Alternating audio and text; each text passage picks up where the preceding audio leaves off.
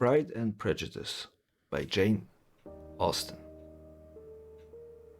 Chapter 1. It is a truth universally acknowledged that a single man in a possession of a good fortune must be in want of a wife.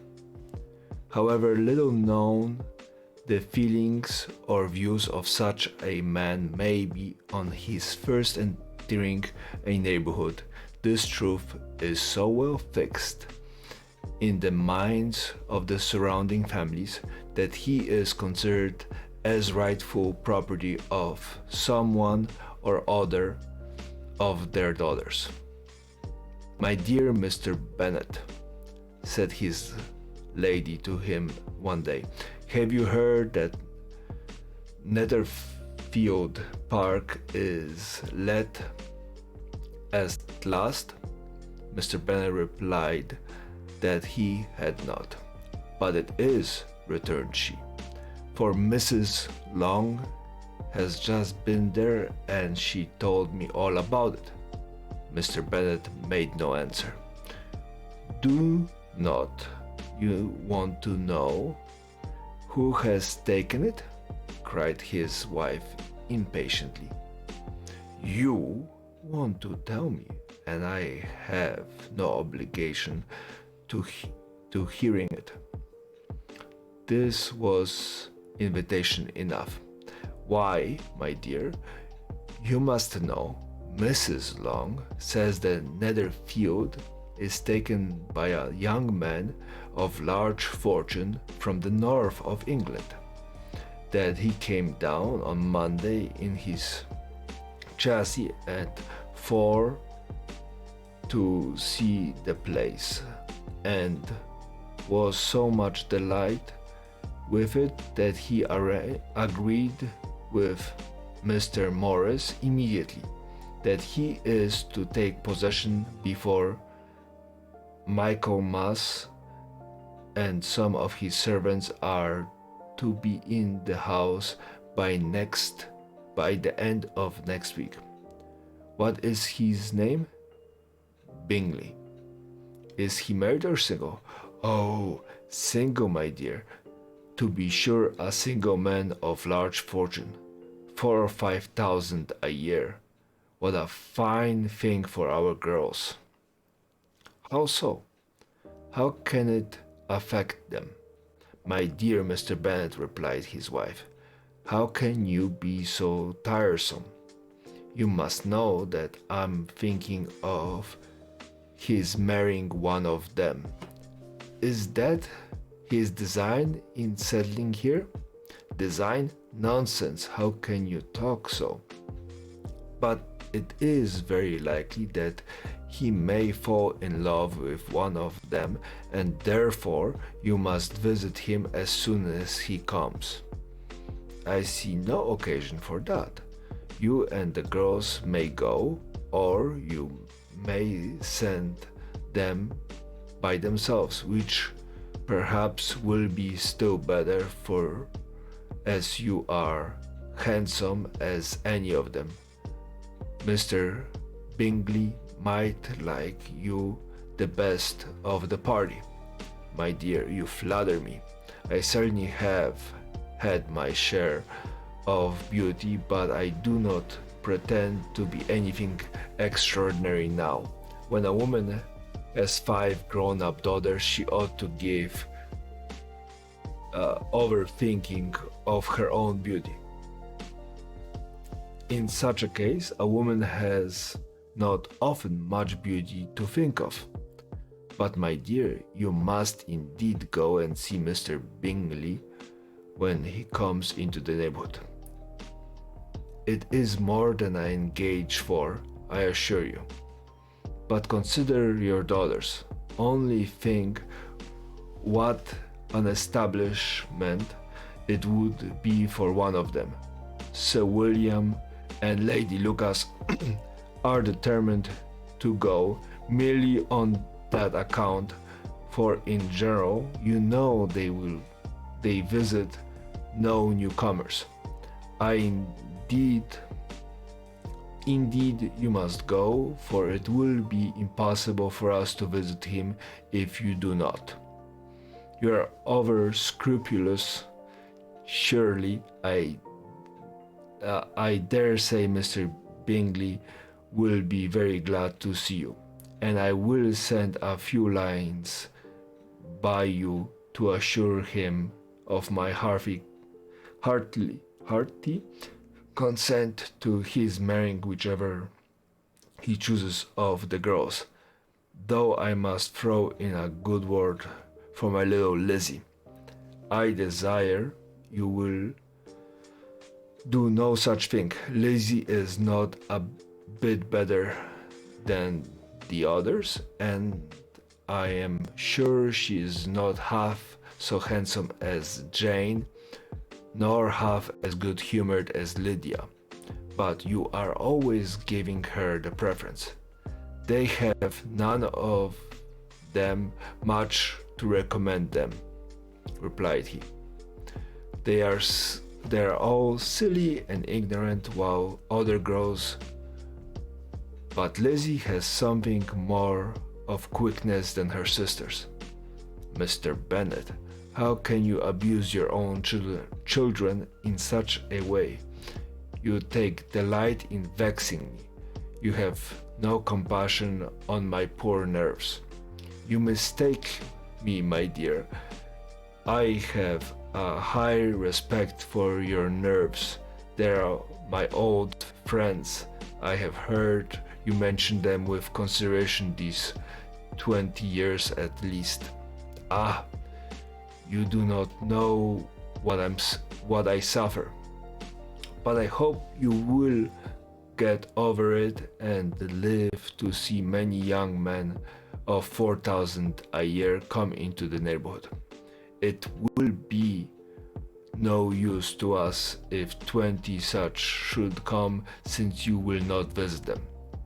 Depend upon it, my dear, that when there are 20 I will visit them all. Mr. Bennet was so odd, a mixture of quick parts, sarcastic humor, reserve, and caprice, that the experience of 23 years had been insufficient to make his wife understand his character. Her mind was less difficult to develop. She was a woman of mean understanding, little information, and uncertain temper. When she was discontented, she fancied herself nervous. The business of her life was to get her daughters married. Its solace was visiting and news. Chapter 2. Mr. Bennet was among the earliest of those who waited on Mr. Bingley. He had always intended to visit him, though to the last, always assuring his wife that he should not go. Until the evening after the visit was paid, she had not acknowledged of it. She had no knowledge of it. It was then disclosed in the following manner. Observing his second daughter employed in trimming a hat, he suddenly addressed her with, "I hope Mr. Bingley will like it, Lizzie. We are not in a way to know what Mr. Bingley likes," said her mother resentfully, "since we are not to visit." "But you forgot, Mamma," said Elizabeth, "that we shall meet him at the assemblies, and that Mrs. Long has promised to introduce him." "I do not believe Mrs. Long will do any such thing. She has 2 nieces of her own. She is selfish, hypocritical woman, and I have no opinion of her."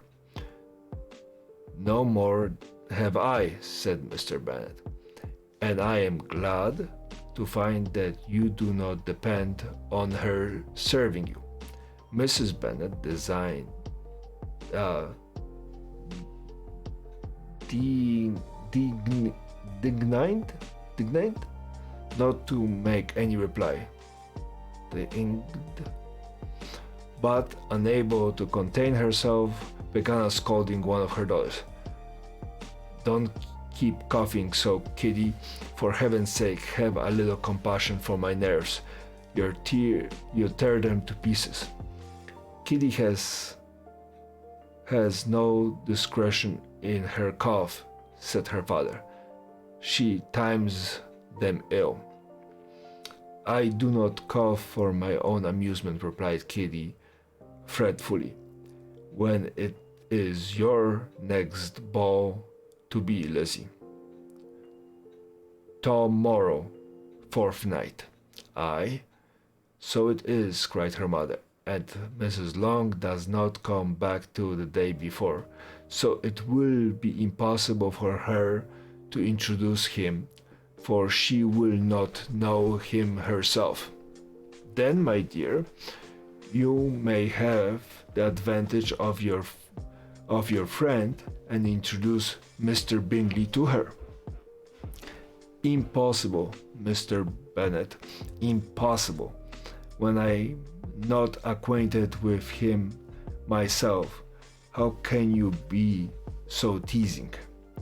"I honor your circumspection. A fortnight's acquaintance is certainly very little. One cannot know what a man really is by the end of a fortnight. But if we do not venture, somebody else will, and after all, Mrs. Long and her nieces must stand their chance. And therefore, as she will think it an act of kindness if you decline the office, I will take it on myself." The girls stared at their father. Mrs. Bennet said only, "Nonsense, nonsense." "What can be the meaning of that emphatic exclamation?" cried he. "Do you consider the forms of introduction and the stress that is laid on them a nonsense? I cannot quite agree with you there. And what say you, Mary? For you are a young lady of deep reflection, I know, and read great books and make extracts." Mary wished to say something very sensible, but she knew not how. While Mary is adjusting her ideas, he continued, "Let us return to Mr. Bingley." "I am sick of Mr. Bingley," cried his wife. "I'm sorry to hear that, but why did not you tell me so before? If I had known as much this morning, I certainly would not have called on him. It is very unlucky, but as I have actually paid the visit, he cannot escape the acquaintance now. Oh, we cannot escape the acquaintance now." The astonishment of the ladies was just what he wished, that of Mrs. Bennet perhaps surpassing the rest. Though when the first tumult of joy was over, she began to declare that it was what she had expected all the while. "How good it was in you, my dear Mr. Bennet, but I knew I should persuade you at last. I was sure you loved your girls too well to neglect such acquaintance. Well, how pleased I am. And it is such a good joke too, that you should have gone this morning and never said a word about it till now. Now, Kitty, you may cough as much as you choose," said Mr. Bennet, and as he spoke, he left the room, fatigued with the raptures of his wife. "What an excellent father you have, girls," she said, when the door was shut. "I do not know how you will ever make him amend for how you will ever make him amends for his kindness, or me either, for that matter. At your time of life, it is not so pleasant. I can tell you to be making new acquaintance every day, but for your sake we would do anything. Lydia, my love, though you are the youngest, I dare say Mr. Bingley will dance with you all the next ball." "Oh," said Lydia stoutly, "I'm not afraid, for though I am the youngest, I am the tallest." The rest of the evening was spent in conjuring how soon he would return Mr. Bennet's visit, and determining when they should ask him to dinner.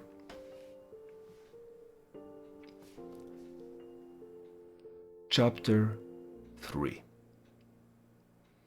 Not all that Mrs. Bennet, however, with the assistance of her 5 daughters, could ask on the subject as was sufficient to draw from her husband any satisfactory description of Mr. Bingley. They attacked him in various ways, with bare-faced questions, ingenious suppositions, and distant surmises, but he eluded the skill of them all, and they were at last obligated to accept second-hand intelligence of their neighbors. Lady Lucas, her report was highly favorable. Sir William had been delighted with him. He was quite young, wonderfully handsome, extremely agreeable, and, to crown the whole thing, he meant to be at the next assembly with a large party. Nothing could be more delightful.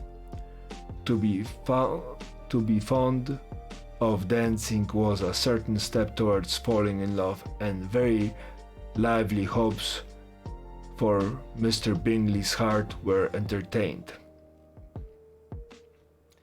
"If I can but see one of my daughters happily settled at Netherfield," said Mrs. Bennet to her husband, "and all the others equally well married, I shall have nothing to wish for." In a few days, Mr. Bingley returned Mr. Bennet's visit, and sat about 10 minutes with him in his library. He had entertained hopes of being admitted to a sight of the young ladies, of whose beauty he had heard much, but he saw only the father. The ladies were somewhat more fortunate, for they had the advantage of ascertaining from upper window that he wore a blue coat and rode a black horse.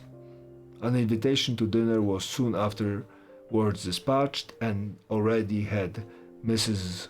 Bennet planned the course that were to do credit to her housekeeping. When an answer arrived which deferred it all, Mr. Bingley was obligated to be in town the following day, and consequently unable to accept the honor of their invitation, etc. Mrs. Bennet was quite disconcerted.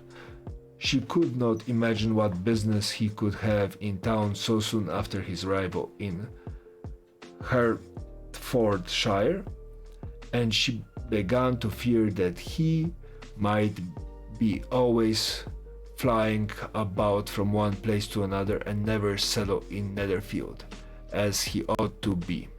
Lady Lucas quiet her fears a little by starting the idea of his being gone to London only to get a large party for the ball, and report soon followed that Mr. Bingley was to bring 12 ladies and 7 gentlemen with him to the assembly. The girls grieved over such a number of ladies, but were comforted the day before the ball by hearing that instead of 12 he had brought only 6 with him from London, his 5 sisters and a cousin. And when the party entered the assembly room, it consisted of only 5 altogether: Mr. Bingley, his 2 sisters, the husband of the eldest, and another young man. Mr. Bingley was good looking and gentlemanlike. He had a pleasant countenance and easy, unaffected manners. His sisters were fine women with an air of decided fashion. His brother-in-law, Mr. Hurst, merely looked the gentleman, but his friend, Mr. Darcy, soon drew the attention of the room by his fine, tall person, handsome features, noble mien, and the report, which was in general circulation within 5 minutes after his entrance, of his having 10,000 a year. The gentlemen pronounced him to be a fine figure of a man. The ladies declared he was much handsomer than Mr. Bingley, and he was looked at with great admiration for about half the evening, till his manners gave a disgust which turned the tide of his popularity. For he was discovered to be proud, to be above his company, and above being pleased, and not all his large estate in Derbyshire could then save him from having a most forbidding, disagreeable countenance, and being unworthy to be compared to his friend. Mr. Bingley had soon made himself acquainted with all the principal people in the room. He was lively and unreserved, danced every dance, was angry that the ball closed so early, and talked of giving one himself at Netherfield. Such amiable qualities must speak for themselves. What a contrast between him and his friend. Mr. Darcy danced only once with Mrs. Hurst and once with Miss Bingley, declined being introduced to any other lady, and spent the rest of the evening in walking about the room, speaking occasionally to one of his party. His character was decided.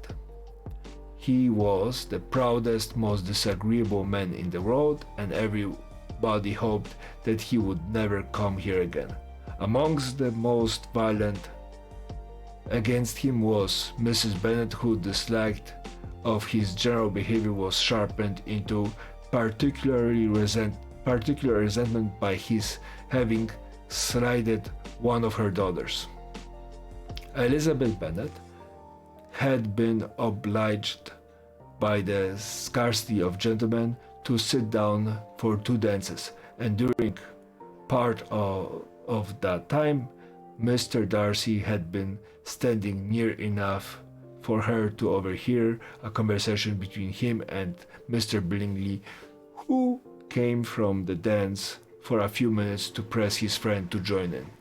"Come, Darcy," he said, "I must have you dance. I hate to see you standing about by yourself in this stupid manner.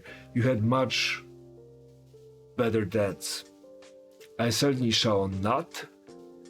You know how I detest it unless I am particularly acquainted with my partner.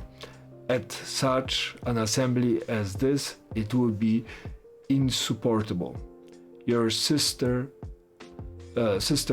are engaged, and there is no other woman in the room whom I would not be a punishment to me to stand up with. I would not be so fastidious as you are, cried Bingley. For a kingdom, upon my honor, I never met with so many pleasant girls in my life as I have this evening, and there are several of them you see uncommonly pretty. You are dancing with the only handsome girl in the room, said Mr. Darcy, looking at the eldest, Miss Bennet. Oh, she is the most beautiful creature I ever beheld, but there is one of her sisters sitting down behind you who is very pretty, and dare I say very agreeable. Do let me ask my partner to introduce you. Which do you mean? And turning around, he looked for a moment at Elizabeth, till catching her eye, he withdrew his own and coldly said, "She is tolerable, but not handsome enough to tempt me.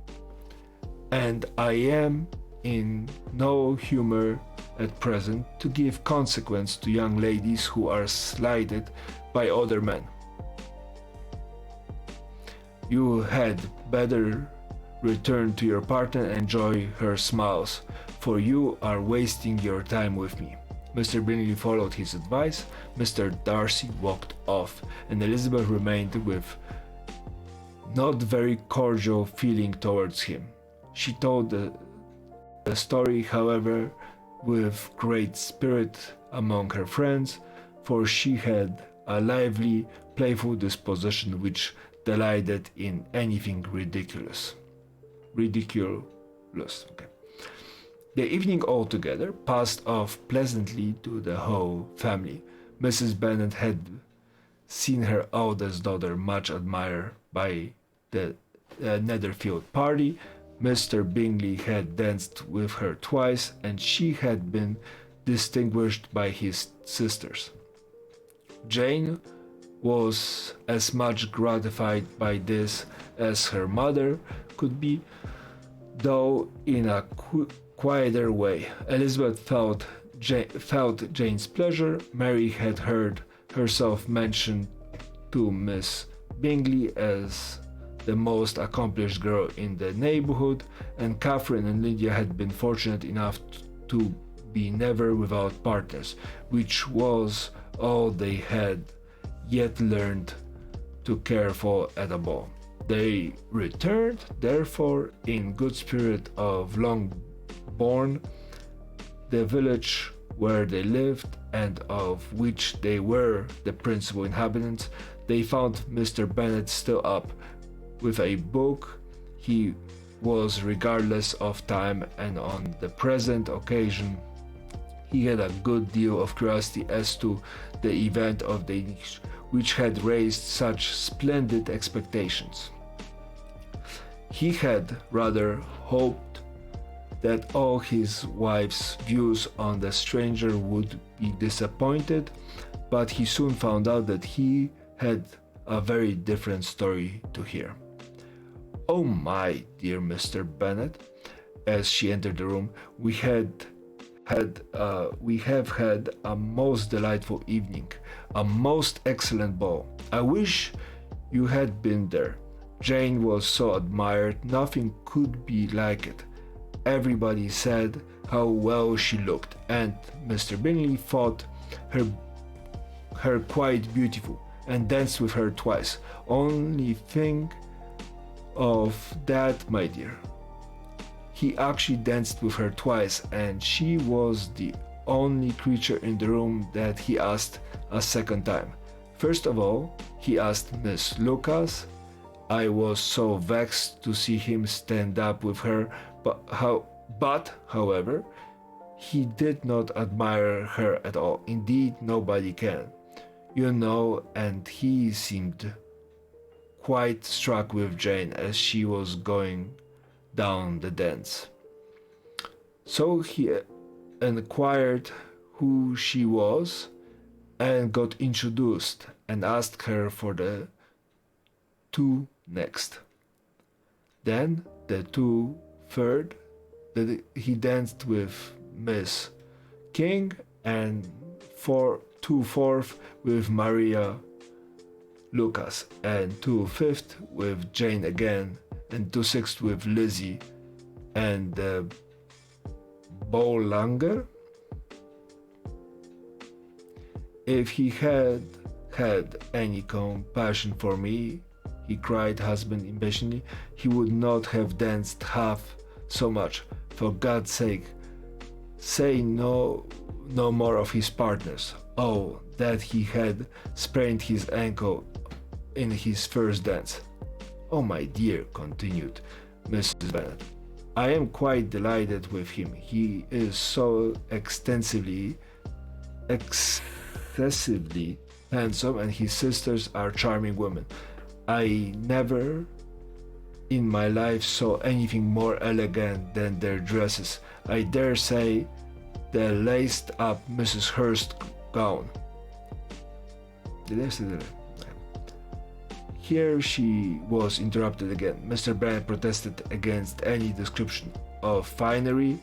She was therefore obliged to seek another branch of the subject, and related with much bitterness of spirit and some exaggeration the shocking rudeness of Mr. Darcy. But I can assure you, she said, that Lizzie does not lose much by not suiting his fancy, for he is most disagreeable, horrid man, not all worth pleasing, so high and so conceited that there was no enduring him. He walked here and he walked there, fancying himself so very great, not handsome enough to dance with. I wish you had been there, my dear, to have given him one of your set downs. I quite detest the man.